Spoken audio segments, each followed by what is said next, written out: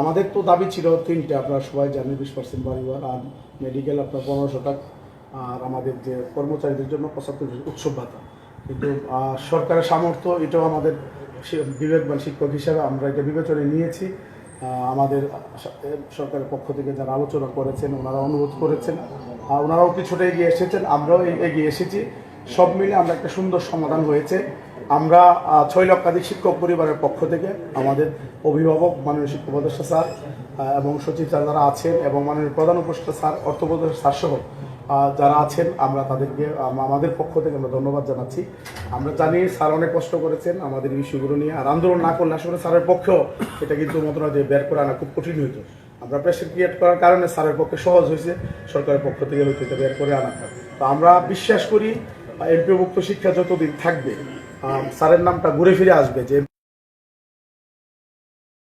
শিক্ষকরা 55 বছর পরে প্রথমবারের মতো পার্সেন্ট আকারে বাড়ি ভাড়া পেয়েছে। আমরা বিশ্বাস করি স্যার এবং স্যারের টিম যারা আছেন ওনাদের কথাগুলো হয়তো ঘুরে ফিরে আসবে। আমরা হয়তো একসময় স্মৃতিচারণ করবো যে আমরা এবার মিটিং করেছিলাম, কারা কারা ছিল, হয়তো আমরা এগুলো স্মৃতিচারণ এক সময় করবো। তো আমি স্যারকে আমরা অনেক কষ্ট করছি, এটাও স্যার বলছে আমাদের অসহনীয় কষ্ট করছি, কারণ শহীদ মিনারের মতো জায়গায় একেবারে খোলা, আপনার ওখানে দাঁড়ায় থাকা যে কি কষ্টের, এটা সাংবাদিক ভাইরা আপনারা নিজেরাও ছিলেন।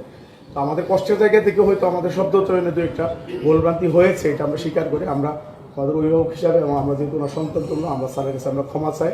স্যার অবশ্যই ক্ষমার দৃষ্টিতে দেখবেন আমাদের প্রতি। আরেকটা বিষয় হচ্ছে, সেটি হচ্ছে আমাদের আমরা ইনশাল্লাহ আমরা এখানে ঘোষণা দিচ্ছি যে আমরা আগামীকালকে থেকে আমাদের শ্রেণীকক্ষে ফিরে যাবো ইনশাল্লাহ। হ্যাঁ,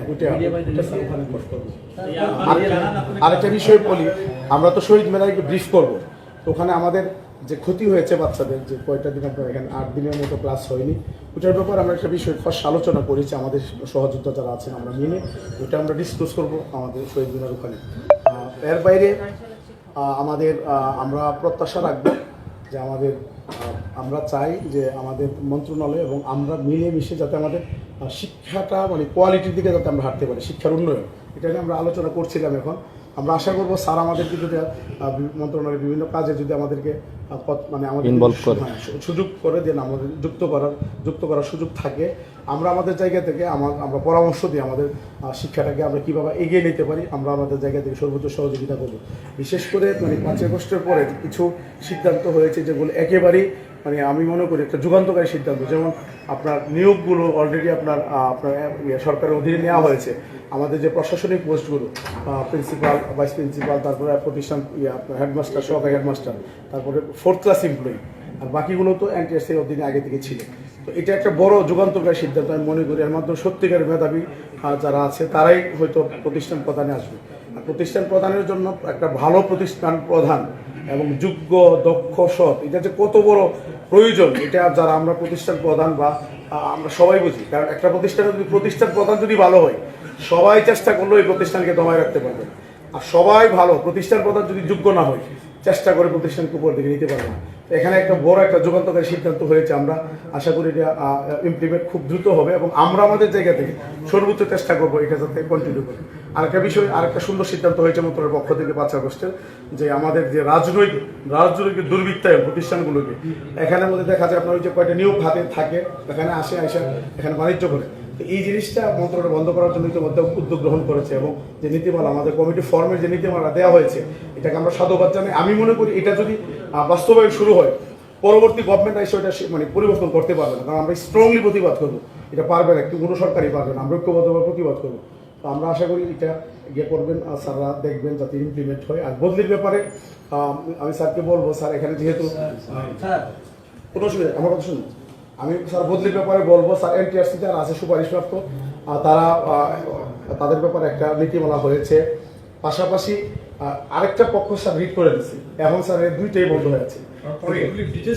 স্যার ডিটেলস বলতেছি, এর 2টাই স্যার পেন্ডিং হয়ে আছে। স্যার আমরা চাইবো স্যার আপনি মানে স্যার আপনারা থাকা অবস্থায় সবাই যাতে বদলিটা পেয়ে যায়, সুপারিশ সত্তরও পাক, তারাও পাক, স্যার সবাই একটা স্যার যদি টাকা পয়সা লাগে।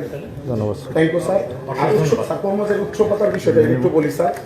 উচ্চপাতার বিষয়ে আমাদের কর্মচারীদের উচ্চপাতার বিষয়ে আমাদের খুব স্যারের কাছে আমাদের একটা রিকোয়েস্ট ছিল। আমরা সর্বোচ্চ চেষ্টা করছি এবং কর্মচারীদের প্রতিনিধি আমরা নিয়ে আসছি এই জন্য যাতে তারা বুঝে যে তাদের বিষয়ে আসলে আমাদের অবস্থানে ক্লিয়ার, তারা যাতে বাইরে গিয়ে সে কথা বলতে পারে।